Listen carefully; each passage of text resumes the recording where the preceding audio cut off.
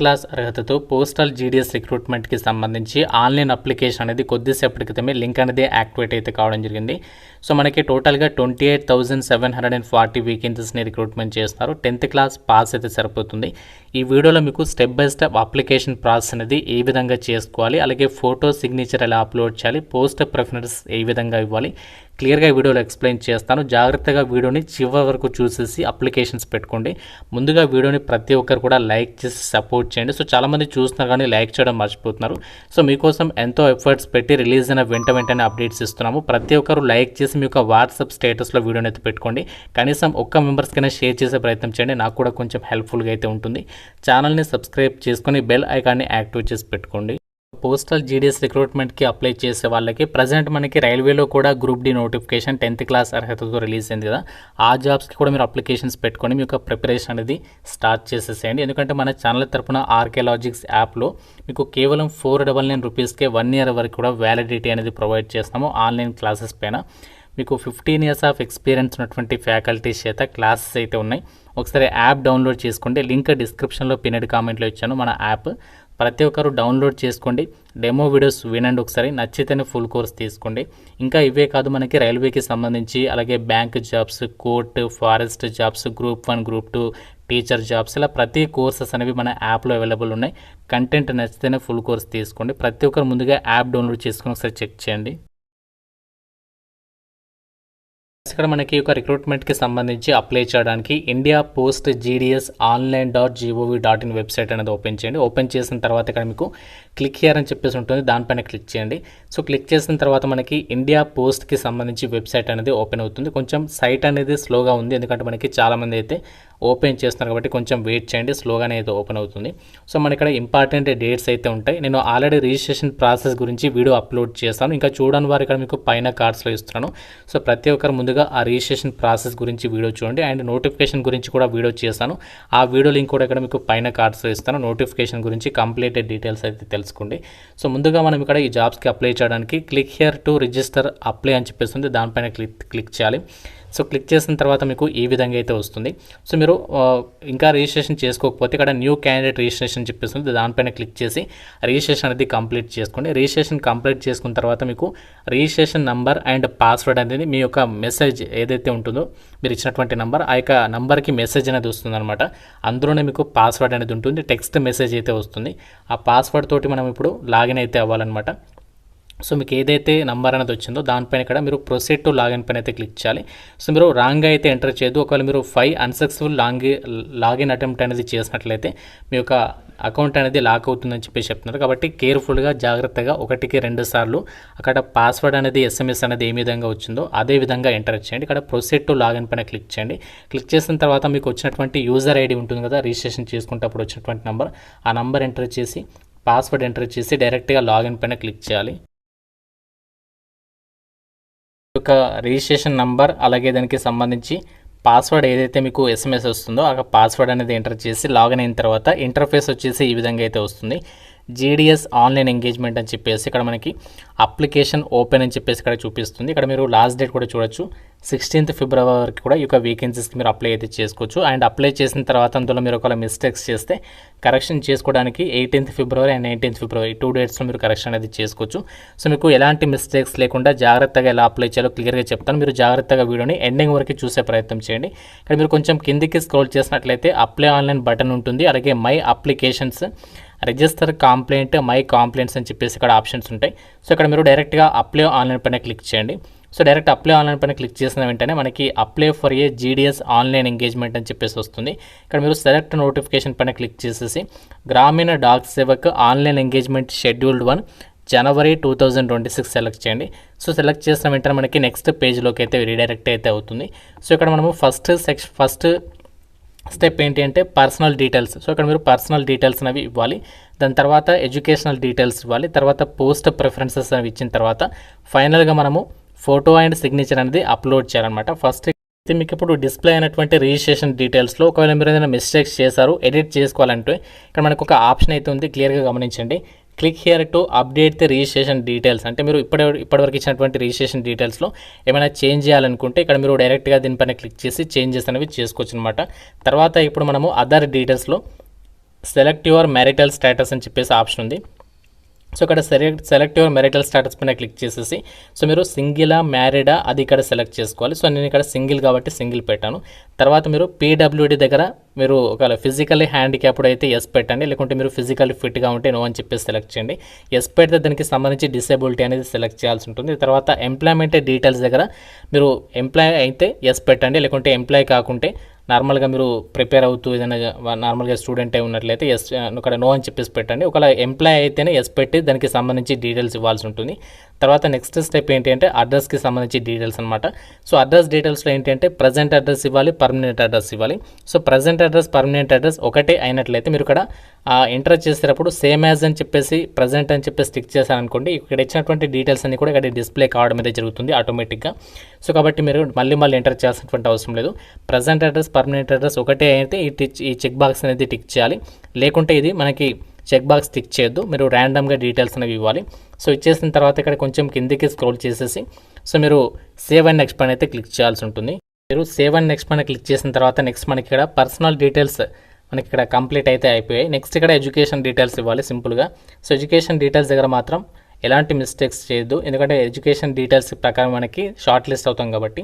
So ఇక్కడ మీరు first circle select చేసుకోవాలి. మీరు ఏ సర్కిల్లో అంటే ఏ స్టేట్లో ఆ యొక్క ఎడ్యుకేషన్ 10th క్లాస్కి సంబంధించి ఏ సర్కిల్ కంప్లీట్ చేస్తారో ఆ సర్కిల్ సెలెక్ట్ చేసుకోండి. ఇక తెలంగాణ, ఆంధ్రప్రదేశ్ ఇక్కడ మీరు చూస్ చేసుకొని సెలెక్ట్ చేసుకోండి. తర్వాత 10th క్లాస్ ఎస్ఎస్సి అనేది ఏ ఇయర్లో పాస్ అయ్యారో ఆ యొక్క ఇయర్ అనేది సెలెక్ట్ చేసుకోండి. నెక్స్ట్ ఇక్కడ సెలెక్ట్ బోర్డ్. సో మీరు ఏ బోర్డులో కంప్లీట్ చేస్తారు, board of secondary education.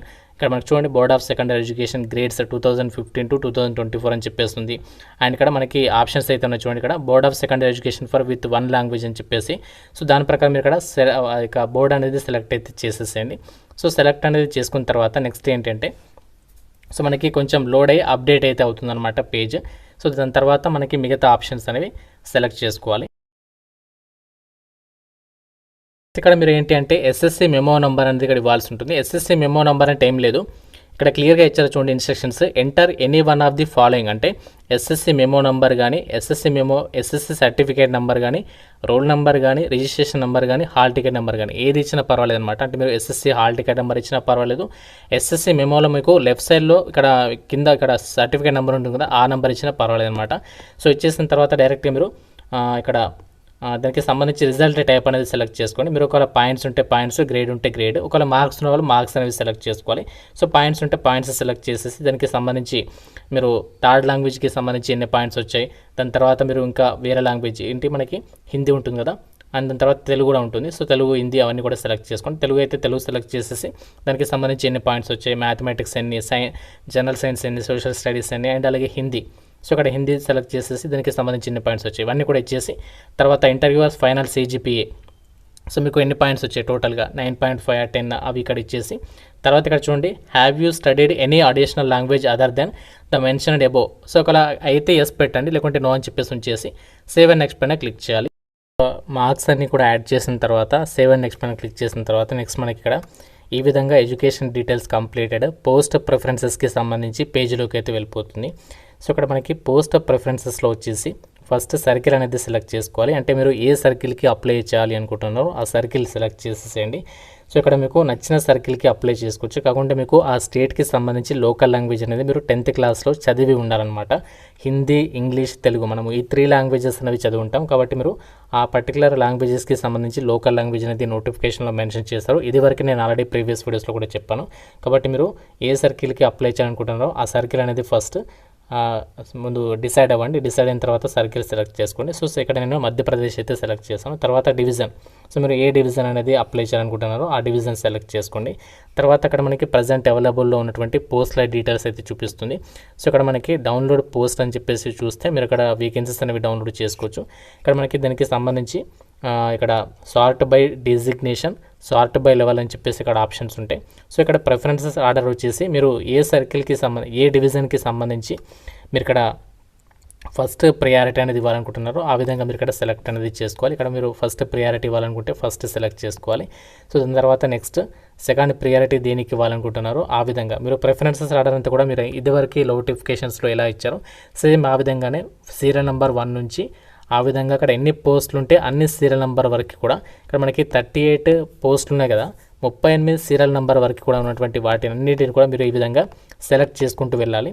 So ఇక్కడ మీరు సెలెక్ట్ చేస్తారనుకోండి, దాని తర్వాత మళ్ళీ సెలెక్ట్ చేయాలి. ఈ విధంగా అన్నీ కూడా ఎన్ని వేకెన్సీస్ ఉంటాయి అన్నీ కూడా మీరు సెలెక్ట్ అనేది చేసేసేసిన తర్వాత సో మీరు ఇక్కడ నెక్స్ట్ ఇంకా వేరే పేజెస్ కూడా ఉన్నాయి చూడండి. ఇక్కడ సెకండ్ పేజ్లో ఉంది, థర్డ్ పేజ్లో, ఫోర్త్ పేజ్లో అన్నీ కూడా మీరు సెలెక్ట్ చేయాలి. ఫస్ట్ పేజెస్ సెలెక్ట్ చేయడం కాదు, అన్ని పేజీలు అనేవి మీరు ఇక్కడ ప్రిఫరెన్సెస్ ఆర్డర్ అనేది ఇచ్చిన తర్వాత అప్పుడు మీరు సేవ్ అండ్ నెక్స్ట్ పైన అయితే మీరు క్లిక్ చేయాల్సి ఉంటుంది.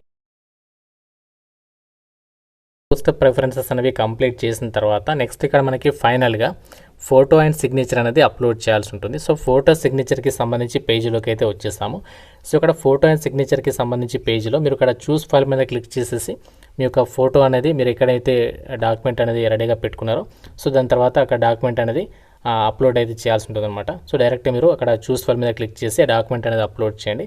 అలాగే మీరు చూస్ ఫైల్ మీద క్లిక్ చేసి signature document, photo and signature document రెండు కూడా అప్లోడ్ చేయాలి.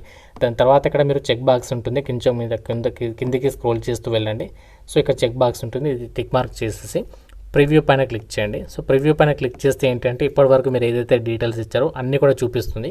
సో అన్నీ కూడా ప్రాపర్గా ఉన్నాయా లేదా మళ్ళీ ఒకసారి చెక్ చేసుకోండి. సో అన్నీ కూడా కరెక్ట్గా ఉన్నాయనుకుంటే ఫైనల్ సబ్మిషన్ అనేది చేసేసేయండి, ఇంతే అనమాట. సో దానికంటే ముందు ఇంకోటి ఏంటంటే ఇక్కడ ఫీజు. సో ఫీజు వచ్చేసి ఎవరెవరికి ఫీజు ఉంటుందంటే ఆల్రెడీ ఇంతకుముందు చెప్పాను కదా, జనరల్ ఓబీసీ ఈడబ్ల్యూఎస్ వాళ్ళు మాత్రమే 100 రూపీస్ అనేది పే చేయాలి. ఎస్సీ ఎస్టీ పీడబ్ల్యూడీ అమ్మాయిలకి ఫీజు లేదు, వీళ్ళు ఫ్రీగా అప్లై చేసుకోవచ్చు. సో ఇక్కడ నేను ఎస్సీ కేటగిరీకి సంబంధించి అప్లికేషన్ చేస్తాను కాబట్టి ఫీజు లేదు కాబట్టి డైరెక్ట్గా నాకు సబ్మిట్ ఆప్షన్ అనేది వస్తుందన్నమాట. సో దాని తర్వాత ఫైనల్గా మీరు సబ్మిట్ చేసేస్తే సరిపోతుంది. ఫీ ఉన్న వాళ్ళు మీరు ఆన్లైన్లోనే నెట్ బ్యాంకింగ్ ద్వారా కానీ క్రెడిట్ కార్డ్ ద్వారా కానీ సో ఇతర పేమెంట్స్ ఆప్షన్ యూజ్ చేసి మీరు ఫీ పేమెంట్ చేసేస్తే సబ్మిట్ అనేది అయిపోతుంది. సబ్మిట్ అయిన తర్వాత మీరు సబ్మిట్ అయిందా లేదా ఎలా తెలుసుకోవాలంటే అది కూడా చెప్తాను. మీరు ఇక్కడ ఫీ పేమెంట్ అనేది కంప్లీట్ చేసిన తర్వాత సో మీరు డైరెక్ట్గా ప్రింట్అవుట్ అనేది తీసేసుకోండి. ఒకవేళ మీరు అక్కడ ప్రింట్అవుట్ తీసుకోలేకపోతే మళ్ళీ మనం ఇక్కడ బ్యాక్ వచ్చేసేసి మై అప్లికేషన్స్లోకి వెళ్ళేసి కూడా అక్కడ నుంచి మీరు ప్రింట్అవుట్ అనేది తీసేసుకోవచ్చు. సో ఈ విధంగా మీరు ఈ జాబ్స్కి సంబంధించి అప్లికేషన్స్ అనేవి పెట్టుకోండి. సో మీరు అక్కడ బోర్డు సెలెక్ట్ చేసుకునేటప్పుడు కానీ మార్క్స్ ఎంటర్ చేసేటప్పుడు కానీ ప్రాపర్గా ఎంటర్ చేయండి. ఇంకోటి ఏంటంటే పోస్ట్ ప్రిఫరెన్సెస్ ఆర్డర్ కూడా పెట్టేటప్పుడు మొబైల్లో చేయకండి, మొబైల్లో మనకి చాలా కష్టం అవుతుంది. మీరు సిస్టంలో చేస్తే ఈజీగా సెలెక్ట్ అనేది చేసేసుకోవచ్చు కాబట్టి మీరు సిస్టంలో చేయడానికి అయితే ట్రై చేయండి. సో ఈ విధంగా మీరు ఈ యొక్క జీడిఎస్ ఉద్యోగాలకైతే అప్లై చేసేసుకోవచ్చు.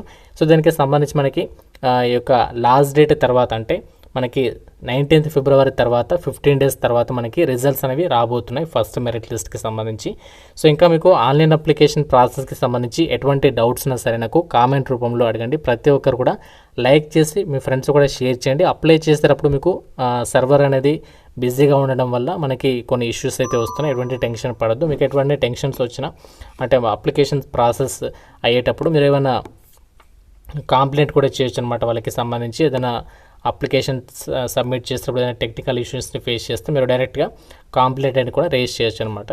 సో ఇది మనకి అప్లికేషన్ ప్రాసెస్కి సంబంధించి. Thank you friends, have a nice day.